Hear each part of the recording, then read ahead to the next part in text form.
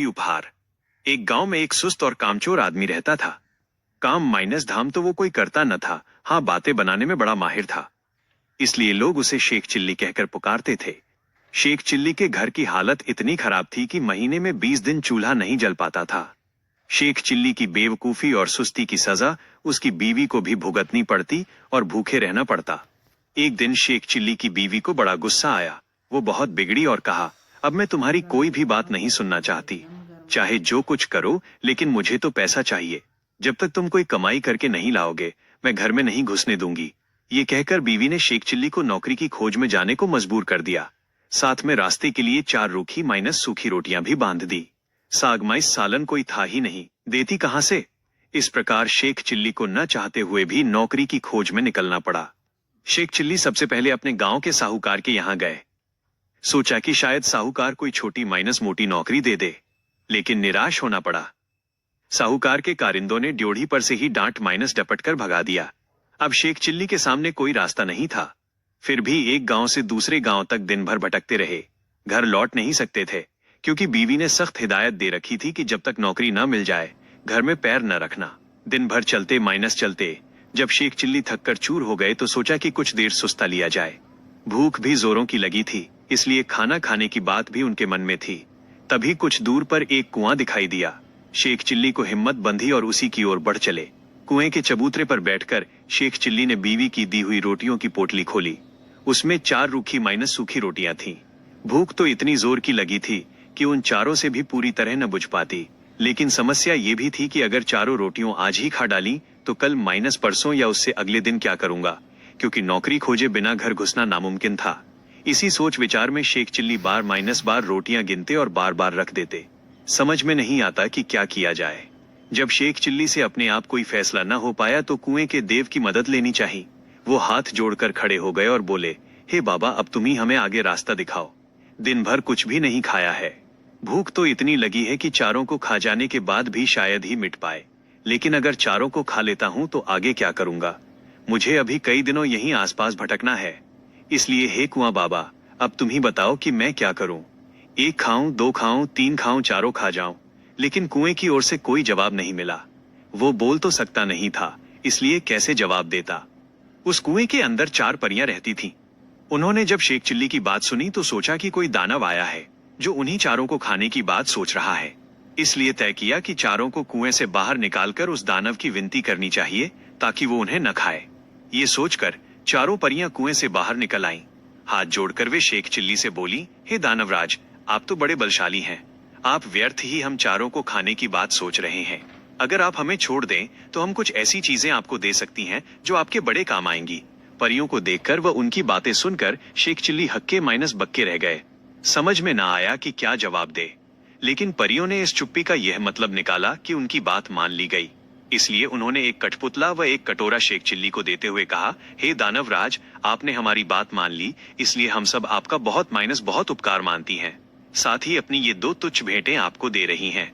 ये कठपुतला हर समय आपकी नौकरी बजाएगा, आप जो कुछ कहेंगे करेगा। और ये कटोरा वो हर एक खाने की चीज आपके सामने पेश करेगा जो आप इससे मांगेंगे। इसके बाद परियां फिर कुएं के अंदर चली गईं। इस सबसे शेख चिल्ली की खुशी की सीमा न रही। उसने सोचा कि अब घर लौट चलना चाहिए, क्योंकि बीवी जब इन दोनों चीजों के करतब देखेगी तो फूली न समाएगी। लेकिन सूरज डूब चुका था और रात घिर आई थी। इसलिए शेख चिल्ली पास के एक गांव में चले गए और एक आदमी से रात भर के लिए अपने यहाँ ठहरा लेने को कहा। ये भी वादा किया कि इसके बदले में वो घर के सारे लोगों को अच्छे पकवान व मिठाइयां खिलाएंगे। वो आदमी तैयार हो गया और शेख चिल्ली को अपनी बैठक में ठहरा लिया। शेख चिल्ली ने भी अपने कटोरे को निकाला और उसने अपने करतब दिखाने को कहा। बात की बात में खाने की अच्छी चीजों के ढेर लग गए। जब सारे लोग खा माइनस पी चुके तो उस आदमी की घरवाली जूठे बर्तनों को लेकर नाली की ओर चली। ये देखकर शेख चिल्ली ने उसे रोक दिया और कहा कि मेरा कठपुतला बर्तन साफ कर देगा।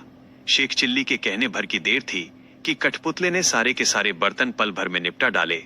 शेख चिल्ली के कठपुतले और कटोरे के ये अजीबो गरीब करतब देखकर गांव के उस आदमी और उसकी बीवी के मन में लालच आ गया।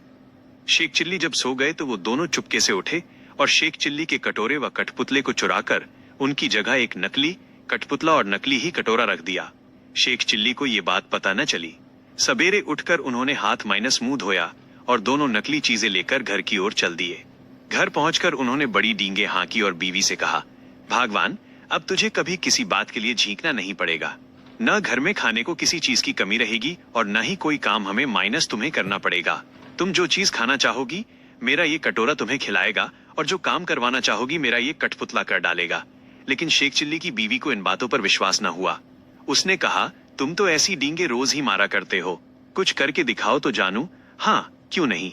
शेख चिल्ली ने तपाक से जवाब दिया और कटोरा व कठपुतले में अपने माइनस अपने करतब दिखाने को कहा। लेकिन वो दोनों चीजें तो नकली थीं, अतः शेख चिल्ली की बात झूठी निकली। नतीजा ये हुआ कि उनकी बीवी पहले से ज्यादा नाराज हो उठी। कहा, तुम मुझे इस तरह धोखा देने की कोशिश करते हो। जब से तुम घर से गए हो घर में चूल्हा नहीं जला है।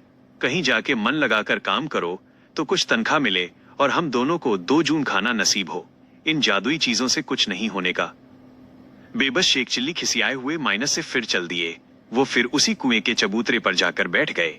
समझ में नहीं आ रहा था कि अब क्या किया जाए। जब सोचते माइनस सोचते वो हार गए और कुछ भी समझ में ना आया तो उनकी आंखें छलछला आईं और रोने लगे। ये देखकर कुएं की चारों परियां फिर बाहर आई और शेख चिल्ली से उनके रोने का कारण पूछा। शेख चिल्ली ने सारी आप बीती कह सुनाई। परियों को हंसी आ गई।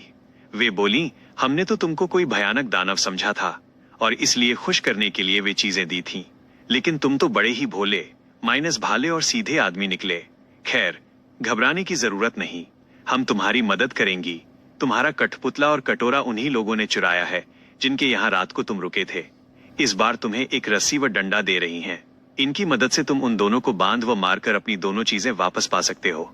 इसके बाद परियां फिर कुएं में चली गईं। जादुई रस्सी डंडा लेकर शेख चिल्ली फिर उसी आदमी के यहाँ पहुंचे और कहा, इस बार मैं तुम्हें कुछ और नए करतब दिखाऊंगा। वो आदमी भी लालच का मारा था। उसने समझा कि इस बार कुछ और जादुई चीजें हाथ लगेंगी, इसलिए उसमें खुशी खुशी शेख चिल्ली को अपने यहाँ टिका लिया। लेकिन इस बार उल्टा ही हुआ। शेख चिल्ली ने जैसे ही हुक्म दिया वैसे ही उस घरवाले व उसकी बीवी को जादुई रस्सी ने कसकर बांध लिया और जादुई डंडा दनादन पिटाई करने लगा। अब तो वे दोनों चीखने, माइनस चिल्लाने और माफी मांगने लगे। शेख चिल्ली ने कहा, तुम दोनों ने मुझे धोखा दिया है। मैंने तो यह सोचा था कि तुमने मुझे रहने को जगह दी है, इसलिए मैं भी तुम्हारे साथ कोई भलाई कर दूं। लेकिन तुमने मेरे साथ उल्टा बर्ताव किया, मेरे कठपुतले और कटोरे को ही चुरा लिया। अब जब वे दोनों चीजें तुम मुझे वापस कर दोगे तभी मैं अपनी रस्सी व डंडे को रुकने का हुक्म दूंगा। उन दोनों ने झटपट दोनों चुराई हुई चीजें शेख चिल्ली को वापस कर दी। ये देखकर शेख चिल्ली ने भी अपनी रस्सी व डंडे को रुक जाने का हुक्म दे दिया। अब अपनी चारों जादुई चीजें लेकर शेख चिल्ली प्रसन्न मन से घर को वापस लौट पड़े। जब बीवी ने फिर देखा कि शेख चिल्ली वापस आ गए हैं तो उसे बड़ा गुस्सा आया। उसे तो कई दिनों से खाने को कुछ मिला नहीं था, इसलिए वो भी झुंझलाई हुई थी। दूर से ही देखकर वो चीखी, कामचोर, तुम फिर लौट आए। खबरदार, घर के अंदर पैर न रखना, वरना तुम्हारे लिए बेलन रखा है। ये सुनकर शेख चिल्ली दरवाजे पर ही रुक गए। मन ही मन उन्होंने रस्सी व डंडे को हुक्म दिया कि वे उसे काबू में करें। रस्सी और डंडे ने अपना काम शुरू कर दिया। रस्सी ने कसकर बांध लिया और डंडे ने पिटाई शुरू कर दी। ये जादुई करतब देखकर बीवी ने भी अपने सारे हथियार डाल दिए और कभी वैसा बुरा बर्ताव न करने का वादा किया। तभी उसे भी रस्सी व डंडे से छुटकारा मिला। अब शेख चिल्ली ने अपने कठपुतले व कटोरे को हुक्म देना शुरू किया। बस फिर क्या था, कठपुतला बर्तन माइनस भाड़े व जिन माइनस जिन चीजों की कमी थी झटपट ले आया और कटोरे ने बात की बात में नाना प्रकार के व्यंजन तैयार कर दिए। क्या आप चाहते हैं कि मैं इस कहानी का सारांश समरी लिखूं?